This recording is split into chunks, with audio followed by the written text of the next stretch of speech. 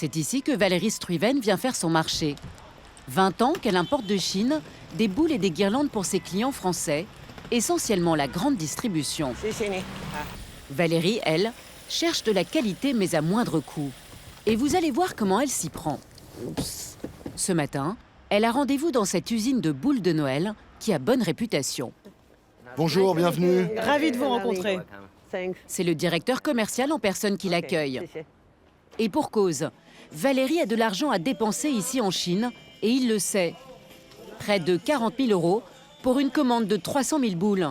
Un gros contrat en perspective. C'est quoi? Ça, c'est les nouveautés. Ah, ce sont les nouveaux produits que vous avez sortis. Mais Valérie est vigilante. Avec son œil aiguisé, difficile de la berner. Sur les petits échantillons qu'ils ont faits, en fait, il y a des imperfections qu'on voit nettement, notamment sur la boule jaune. On voit qu'il y a des impacts noirs. Les finitions ne sont pas top. Donc bon, ça, c'est pas terrible. On va aller voir la suite. Quelques mètres plus loin, Ah, c'est joli. cette fois, elle semble enthousiaste. J'adore ça. Il faut que je regarde un peu plus. Mais là encore, un détail la gêne. Je pense que c'est une qualité moyenne. On peut le voir sur certaines boules où il y a une déperdition de couleur sur la petite boule verte avec paillettes. Alertée par ses petits défauts, Valérie veut comprendre si cela vient de la chaîne de production. Alors elle demande à la visiter. Ah, voilà la fabrication.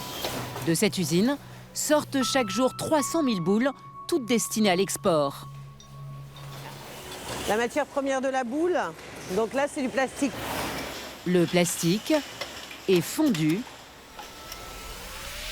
puis moulé. Surprenant, voici les débuts de vos 6 jolies boules de Noël, des petites balles noires creuses à l'intérieur. Exit, l'époque des boules qui se brisent au moindre choc. Désormais, la plupart sont en plastique. Une fois baignées dans un bain d'huile pour les rendre plus lisses, Ah, ok. elles sont ensuite enduites de peinture et pour certaines, décorées à la main. De ce que je vois, apparemment, le process de fabrication a l'air sain. Ça me paraît assez sain. Valérie n'a pas identifié l'origine des petits défauts. Ok. Alors elle décide de rentrer avec des échantillons dans sa valise pour les analyser à son hôtel sans la pression du directeur. Pour ça, elle a 2 méthodes imparables. Lâcher la boule sur du carrelage à 1,20 m de hauteur pour voir si elle se déforme. Incassable.